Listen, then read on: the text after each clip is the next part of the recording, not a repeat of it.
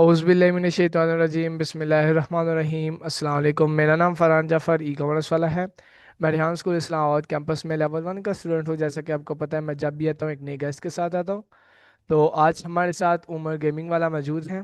आज हम इनसे इनकी लाइफ जर्नी के बारे में जानेंगे और इनके रेहान स्कूल के बारे में जानेंगे और इनसे बहुत सारी एडवाइस मांगेंगे। तो चले शुरू करते हैं। अस्सलाम वालेकुम उमर। वालेकुम सलाम। कैसे हैं आप उमर? जी, अल्हम्दुलिल्लाह, मैं अल्लाह की शुक्र है, बिल्कुल ठीक हूँ। आप कैसे? अल्हम्दुलिल्लाह। तो उमर, हमारा इंटरव्यू शुरू हो चुका है, तो आप इसमें एट द शुरू पर अपना एक छोटा सा इंट्रोडक्शन करवा दें, ताकि जो लोग आपको जानते हैं वो और तरीके से जान सके, और जो हमारे जैसे आपको नहीं जानते वो आपको जान सके। Okay, so hello, everyone. My name is Madhuri Swala, and I am a level 1 student at the Ham Islamabad campus. And my father name is Imran Ahmed, and my mother name is Jamila Sultan. And my mother is a housewife, and my father is a businessman. And my favorite, uh, these are my shopping. So beautiful introduction. तो मेरा आपसे first question ये होगा कि आप ये बता सकते हैं अपने रेहान स्कूल को कब ज्वाइन किया? मुझे बेसिकली मेरे हाई स्कूल को मुझे ज़्यादा टाइम नहीं हुआ, मुझे 7 महीने। जी बहुत अच्छे। तो मेरा आपसे फर्स्ट क्वेश्चन ये होगा कि आपने रेहान स्कूल को क्यों ज्वाइन किया? उसको ज्वाइन करने का मकसद ये था कि मैं एआई स्किल सीखना चाहता था, इस वजह से।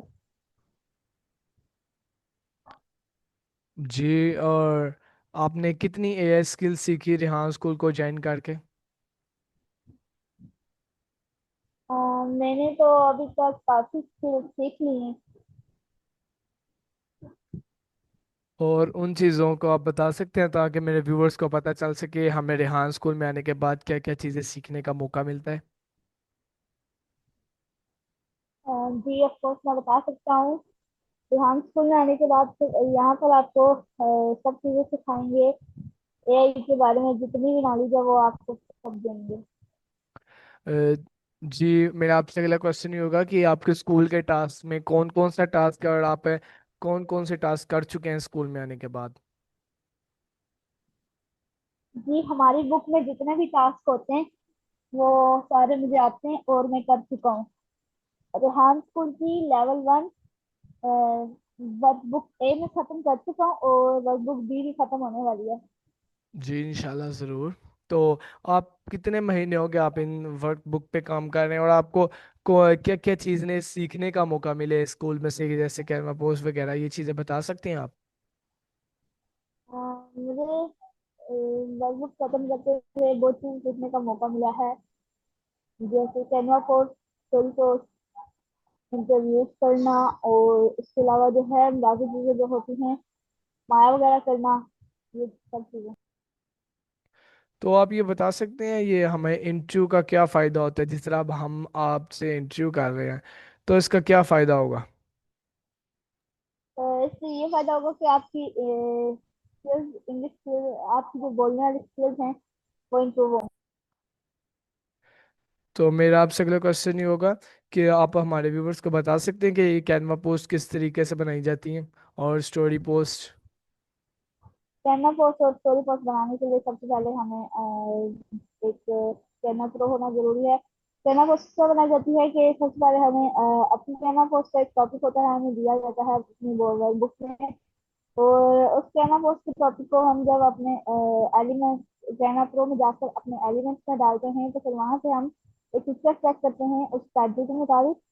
फिर उसके बाद जो है हम अपनी डिजाइनिंग वगैरह करते हैं, और उसके बाद हम अपना जो है टाइटल है वो कॉपी पे पेस्ट करके वहां पर डालते हैं। उस टाइटल में भी हमें डिजाइनिंग करनी होती है, उसके लिए शैडो वगैरह लगाना होता है। और उसके अलावा जो है जब हमारा शैडो वगैरह लग जाता है, उसके बाद हमें एक अपना जहाँ का लोगो होता है वो सेट करना होता है सबसे टॉप पर। और उसके बाद जो है हमें उस चैनल के ऊपर जो हमें डिजाइनिंग बेहतर लगे वो। तो ये स्टोरी पोस्ट किस तरीके से बनाई जाती है, आप ये बता सकते हैं? स्टोरी पोस्ट बनाने के लिए तो स्टोरी पोस्ट बहुत ज़्यादा इजी है। उसके लिए हमें एक टाइटल लेना होता है, और वो टाइटल जो है हम अम, उस टाइटल वो जो टाइटल होता है वो हमें देना होता है चैट को। चैट इस टाइटल पे हमें स्टोरी बना कर देता है, हमें वो स्टोरी कॉपी करनी होती है और चैट को हमें बोलना होता है कि हमें इमोजीज और हैशटैग के साथ स्टोरी बना कर दो। तो जब वो बनाता है तो हम अपनी इमोजीज और हैशटैग के साथ अपनी स्टोरी कॉपी करते हैं और फिर अपनी इमेज लेते हैं चैट जीपीटी से, फिर वो चैट जीपीटी एक इमेज देता है हमें। तो जब हम इमेज ले लेते हैं उसके बाद जब हम इमेज ले लेते हैं उसके बाद हमें फिर हमें जो है उस स्टोरी को उस उसको फेसबुक पे डालना होता है और फेसबुक से हम जब डालते हैं तो फेसबुक पे हम अपनी स्टोरी पोस्ट पे नंबर डालते हैं और स्टोरी पोस्ट पूरी करते हैं। और फिर जो है हम स्टोरी पोस्ट डालने के बाद फिर जी बहुत अच्छे, आपने बिल्कुल ठीक बताया। तो आप ये बता सकते हैं आपने ट्रेडिशनल स्कूल को छोड़ दिया या फिर स्टडी उसकी कंटिन्यू अपने साथ कर रहे हैं इस स्कूल के साथ साथ?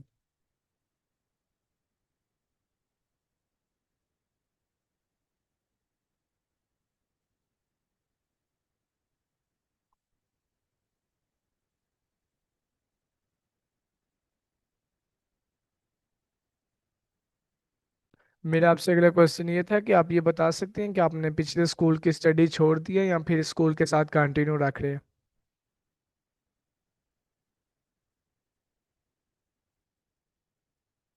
आपका माइक का म्यूट, आवाज़ ही नहीं आ रही।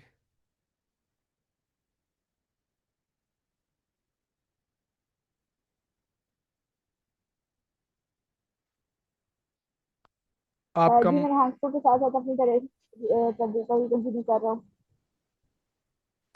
तो आपको परेशानी नहीं होती रही हाँ स्कूल के साथ या फिर ये स्टडीज कंटिन्यू रख रहे हैं? जी परेशानी तो होती है पर मैं मेहनत कर रहा हूँ।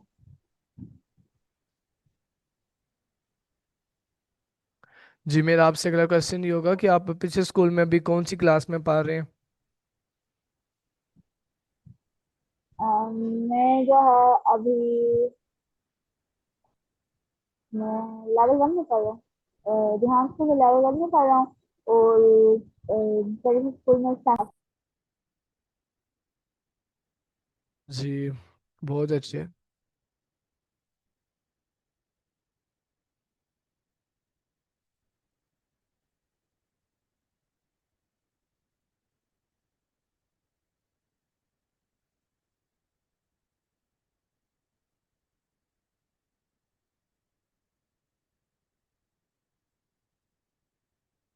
जी मेरा आपसे अगला क्वेश्चन ये होगा कि आप ये बता सकते हैं ट्रेडिशनल स्कूल और यहाँ स्कूल में क्या फ़र्क है?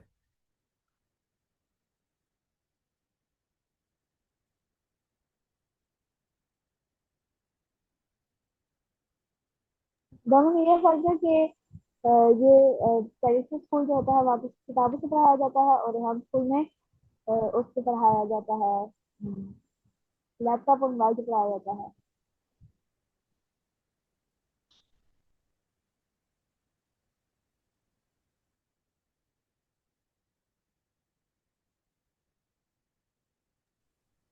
तो ओके तो आपका नेक्स्ट क्वेश्चन क्या होगा? मेरा आपसे नेक्स्ट क्वेश्चन ये होगा कि आप ये अपने यहाँ स्कूल की रूटीन बता सकती हैं?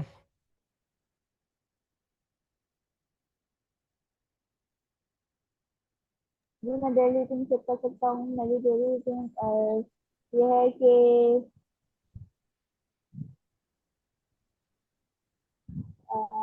सबसे पहले मैं सुबह उठता हूँ और सुबह उठने के बाद जो है मैं नाश्ता वगैरह करता हूँ। नाश्ता करने के बाद जो है मैं अपने नमाज वगैरह तो सबसे पहले मैं सुबह उठता हूँ, वजह की नमाज करता हूँ। उसके बाद जो है मैं खाना वगैरह खा के फिर मैं अपने जो है स्कूल से आने के बाद में अपने जो है यहाँ पर मैं फिर बैठता हूँ, अपने काम वगैरह करता हूँ, फिर रात का खाना खा के मैं सो जाता हूँ।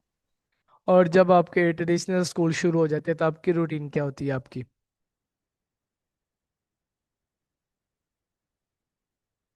अब की रूटीन जो होती है वो ज़्यादा बिजी होती है। फैमिली को टाइम नहीं दे पाता।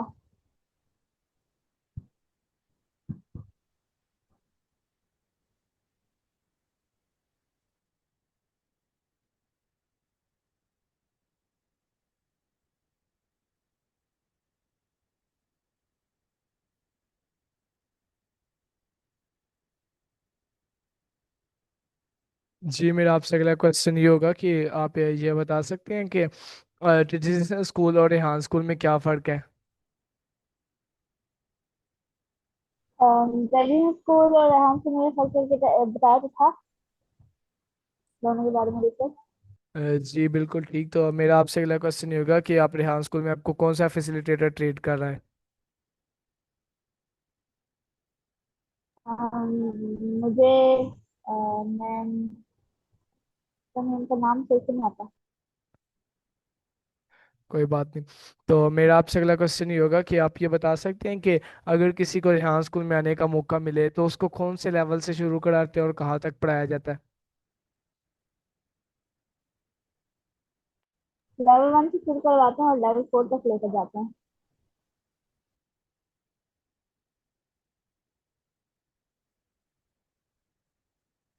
जी बिल्कुल ठीक। तो मैं आपसे पूछ रहा था कि बेसिक से क्या पढ़ाया जाता है, कौन सी लेवल की बुक पढ़ाई जाती है और किस तरीके से पढ़ाई जाती है जी, क्योंकि आप भी बेसिक लेवल से गुजर के आए हैं।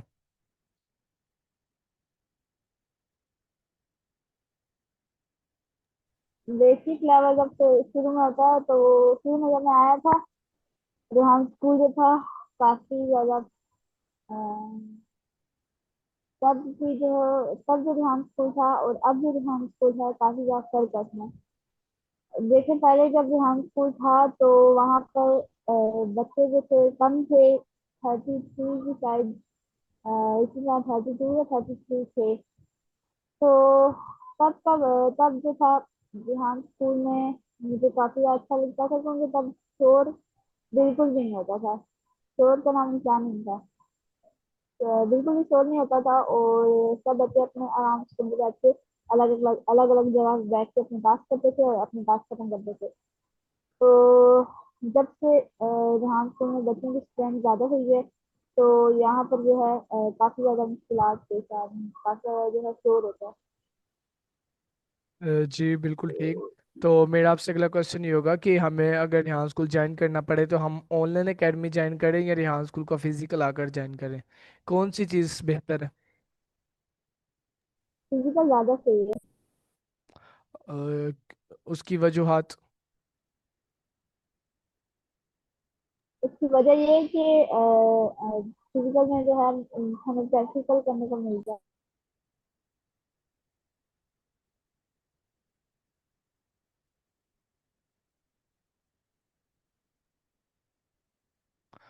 जी बिल्कुल ठीक। तो मेरा आपसे अगला क्वेश्चन ये होगा कि अगर हम फिजिकल स्कूल को ज्वाइन करें तो इसमें क्या फ़र्क आएगा।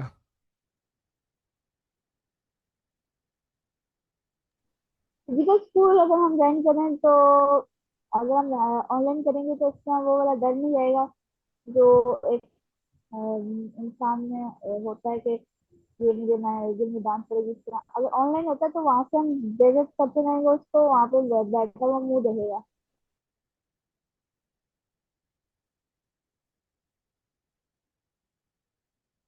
जी बिल्कुल ठीक।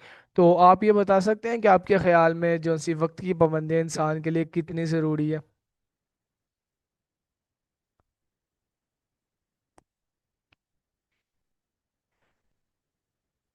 आपकी आवाज में। मेरा आपसे सवाल ये था कि वक्त की पाबंदी इंसान के लिए कितनी ज़रूरी है, आप ये बता सकते हैं। जी अभी अजान हो रही है तो आप ये स्टॉप कर सकते हैं। जी। 10 बार।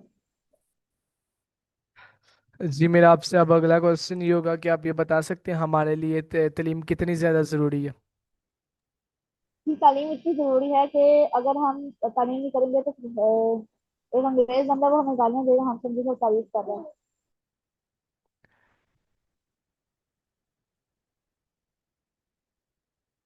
जी बहुत खूब।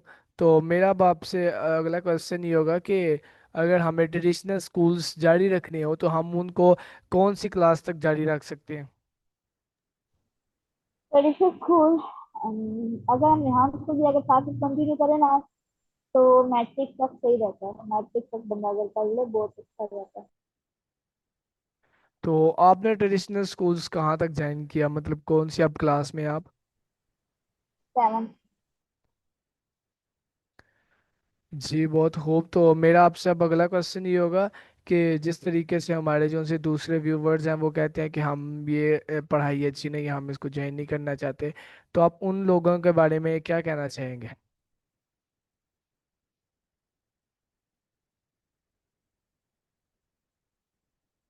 सॉरी, आप क्वेश्चन समझ नहीं आई। मेरा आपसे क्वेश्चन ये था कि हमारे काफ़ी व्यूअर्स ये कहते हैं कि ये वाली रेहान स्कूल की पढ़ाई अच्छी नहीं है, तो हमें उनके बारे में आप क्या कहना चाहेंगे? यहाँ स्कूल की पढ़ाई जो है, ऐसा तो मैंने कभी सुना नहीं है कि किसी ने कहा हो कि अच्छी पढ़ाई नहीं है। रेहान स्कूल की पढ़ाई जो है वो काफी ज्यादा अच्छी है। ऐसा नहीं है कि रेहान स्कूल की पढ़ाई जो है वो बिल्कुल अच्छी नहीं है। रेहान स्कूल की पढ़ाई बहुत ज्यादा बेस्ट है। और अ, रेहान स्कूल में जो है हर बच्चा जो है ना, अब देखें अगर एक बच्चा है तो पढ़ेगा। अ, एक बच्चा है वो करेगा काम, तो ट्रेडिशनल स्कूल पढ़ेगा, दिमाग खपाएगा, किसी ना किसी तरह मैनेज करके डिग्री ले लेगा। तो मैं अब डिग्री ले ली उसने। अब वो डिग्री लेके क्या करेगा? अगर डिग्री लेके उसको क्या क्या करना है? दो एआई का। और वो डिग्री ले हाथ में लेके फिर क्या करेगा वो? तो अगर हम अपने कुछ एआई सीखा होगा तो आगे जब हम जाएंगे, एआई का दौर होगा, तो वहां पे कुछ ना कुछ तो हम कर सकेंगे। जी बहुत खूब। तो मेरा आपसे नेक्स्ट क्वेश्चन ये है कि आपने जिस तरीके से अभी सेकेंड फर्स्ट लेवल की बुक भी पढ़ा है, वो भी कंप्लीट कर चुके हैं, तो जिस तरीके से जो से दूसरे व्यूवर्स हैं वो आपकी तरह किस तरह मेहनत करेंगे? आप साथ साथ कोडिंग क्लास भी ले रहे हैं कि नहीं? जिन्हें साथ कोडिंग क्लास के लिए। तो आप ये बता सकते हैं हमें अपने वालिदैन की किस तरीके से इज्जत करनी चाहिए, उस्तादों के साथ किस तरीके से बोलना चाहिए? जी, ये आपका काफी ज्यादा अच्छा क्वेश्चन है। मुझे ये पसंद आया। जी, मैं इसका बताना चाहूंगा कि अक्सर मैंने देखा है कि मैं हम हम जब स्टूडेंट्स होते हैं, ऐसे ही बच्चे वगैरह जो होते हैं, वो उनकी अम्मी जब उनको कहती हैं कि कोई काम बोलती हैं, तो वो आगे से टाल देते हैं, कहते हैं मैं काम कर रहा हूँ, ये काम मत करें। तो ऐसा नहीं करना चाहिए कि वो उनको हम टाल दें। उन्हीं की वजह से तो आज हम स्टेज पर हैं। तो ऐसे नहीं करना चाहिए। और अक्सर मैंने देखा है कि कुछ बच्चे होते हैं कि वो उनके वालिदैन उनको डांटते हैं, तो आगे से इसका कहते हैं कि क्या यार ये तो नहीं, ऐसे ही डांटते रहते हैं हर वक्त। ऐसा नहीं करना चाहिए। वो हमें डांटते तो हमारे भले के लिए डांटते। जी उनको बहुत तमीज से बेहतर। बात करनी चाहिए। और उस्ताद हमारे वालिदैन की जगह होते हैं, उनकी उनका उनका भी अपने वालिदैन की तरह एहतराम करना चाहिए। जी बिल्कुल, आपने बिल्कुल ठीक कहा। तो मेरे लिए मेरा आपसे अगला क्वेश्चन ये होगा कि इंसान के लिए वक्त की पाबंदी कितनी ज़रूरी होनी चाहिए? वक्त की पाबंदी इतनी जरूरी होनी चाहिए कि अ, वक्त की पाबंदी बहुत ज्यादा मायने रखती है, बहुत ज्यादा अहमियत रखती है वक्त की पाबंदी। वक्त की पाबंदी अगर हम नहीं करेंगे तो आज तो आज अगर आपने कहीं जाना हो, जैसे कि आपको आपकी फ्लाइट हो, आपने कहीं दुबई जाना हो, तो आज जब आपकी फ्लाइट है, तो आप जब वक्त की पाबंदी आप नहीं करते, आप वक्त की पाबंदी नहीं कर, कोई ऐसा बंदा जैसे कि आपकी मिसाल ले ली कि आप वक्त की पाबंदी नहीं करते, आपको वक्त का कोई भी टेंशन नहीं है।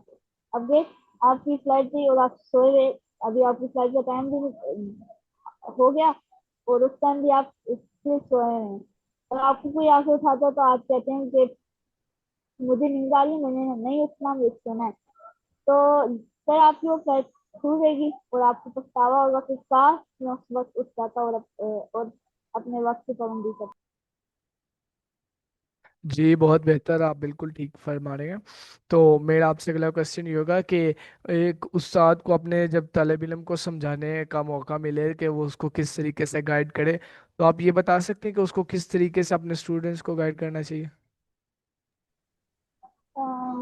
एक उस्ताद जो है ना, उसको वो एक वालिदैन की जगह एक उस्ताद जो है वालिदैन की तरह होता है। वो हमें जो है एक उस्ताद हमें पढ़ा लिखा कर काफी आगे भेजता है। और हमें उस्ताद को जो है इस तरह गाइड करना चाहिए कि जैसे कि एक हमारे स्कूल में होता क्या है कि हमें एक काफी जिस बच्चे को ज्यादा टाइम हो जाता है उसको एक टास्क की जो है लिमिट दी जाती है कि इतने टाइम में आपने ये बुक खत्म करनी है।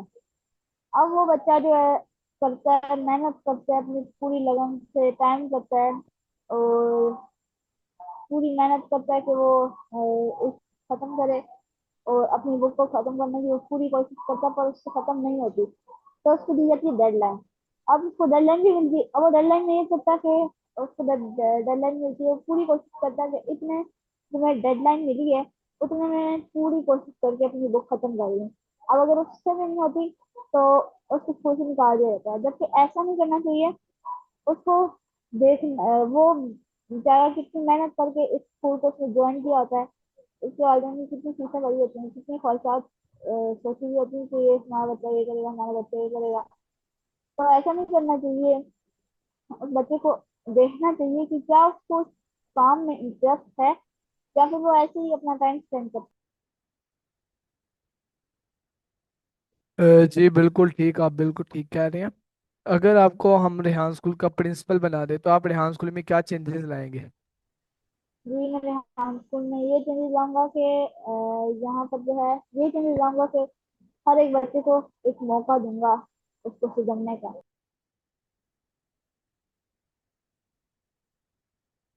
तो अगर आपको हम पाकिस्तान का वजीर आजम बना दें तो आप उस टाइम क्या चेंजेस लाएंगे पाकिस्तान के अंदर? जी ये काफी अच्छा क्वेश्चन है। तो पाकिस्तान में ये चेंजेस लाऊंगा कि पाकिस्तान में मैंने बहुत बार देखा है कि यहाँ पे ना चोरियां होती हैं और गुर्बत का जो है बहुत ज्यादा वो है, मसला है। यहाँ पर बहुत ज्यादा चोरियां होती हैं और हम पाकिस्तानी जो है इस बात को समझ नहीं पा रहे कि चोरियां क्यों हो रही हैं। चोरियां इसलिए होती हैं कि जब कोई गरीब आता है हमसे पैसे मांगने के लिए आता है तो हम उसको नहीं देते और फिर वो गरीब चोरी करने पे मजबूर हो जाता है क्योंकि उसने अपने अपना पेट और अपने बच्चे का पेट तो पालना होता है ना। तो वो चोरी करने पे मजबूर हो जाता है। इसलिए हमें हर जो भी गरीब होता है और कुछ लोग ऐसे होते हैं जो नाटक करते हैं गरीब होने का और इसका ये चीजें पैसे लेके नशा वगैरह करते हैं। तो कुछ लोग ऐसे होते हैं, तो हर इंसान ऐसा नहीं होता। तो हमें उसकी मदद करनी चाहिए और उसकी मजबूरी को समझना चाहिए। उसके अलावा जो है मैंने देखा है पाकिस्तान में काफी ज्यादा जो है स्कूल जो है काफी ज्यादा कम है। तो मैं काफी ज्यादा स्कूल खोलूंगा। वो उनमें से उनकी फीसिंग भी कम रखूंगा ताकि लोग अफोर्ड कर सकें।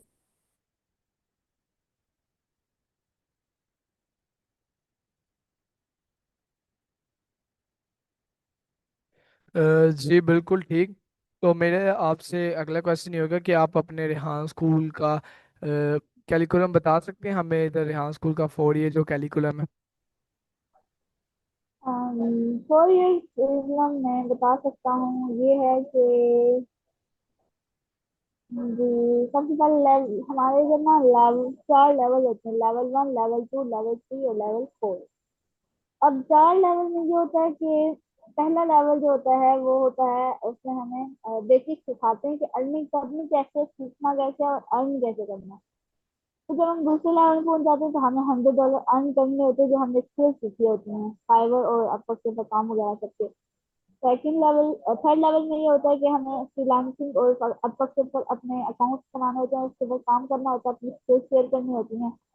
और लेवल 4 में और लेवल 3 में हमें $300 अर्न करने होते हैं और लेवल 4 में हमें $1 मिलियन।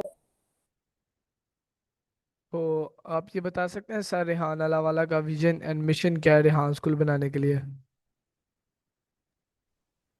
CNN मिशन उनका ये है कि Sonhana वाला VN admission is to prepare the son and make them future leader who can solve the global problem and can finish poverty from the Pakistan. Sonhana वाला says that you know how to be a doctor, engineer, critical engineer, but you don't know how to create world-class real-life job, business, of the star easy. And so Rihanna Lawala mission is to create thousands future leader in next 10 years and can finish poverty from the Pakistan.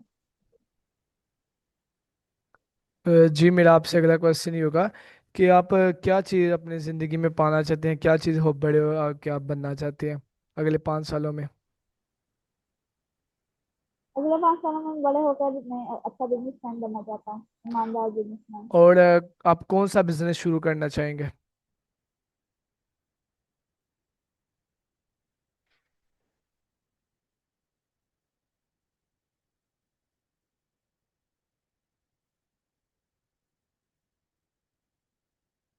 मैं अपना पसंदीदा business car बेचने का business करना चाहूंगा। लेकिन नहीं, मैं गेमिंग जोन बनाऊंगा जहाँ पर एक बहुत बड़ा गेमिंग जोन बनाऊंगा। वहाँ पर जो है मैं सबको गेम खेलने का मौका दूंगा और फिर उनसे 1 आवर के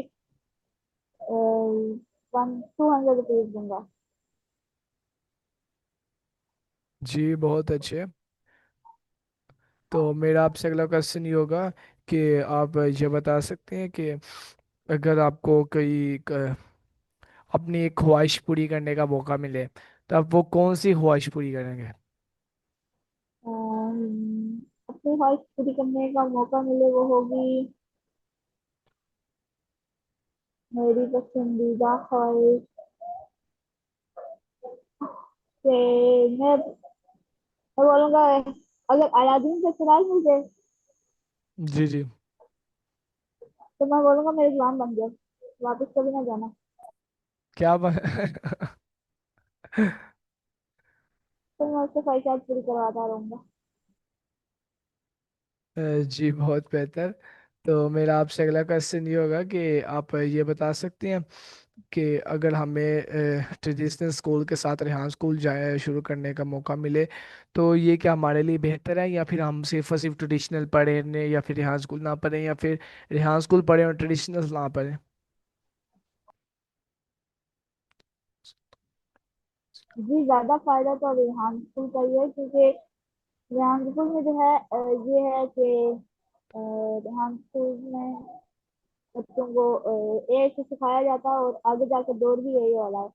तो ट्रेडिशनल पढ़ के क्या करना है, रटा सिस्टम करना है, डिग्री हाथ में पकड़ के सामने बस खड़े हो जाना है। ऐसा नहीं जी, करना, हमें एक सीखनी है और आगे बढ़ना है और अपना जो है फ्यूचर बनाना है।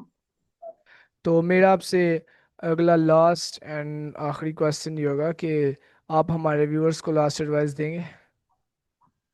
जी, एडवाइस में रहना चाहूंगा अपने वक्त को जाया मत करें, वक्त की पाबंदी करें और अपने टाइम को बर्बाद ना करें।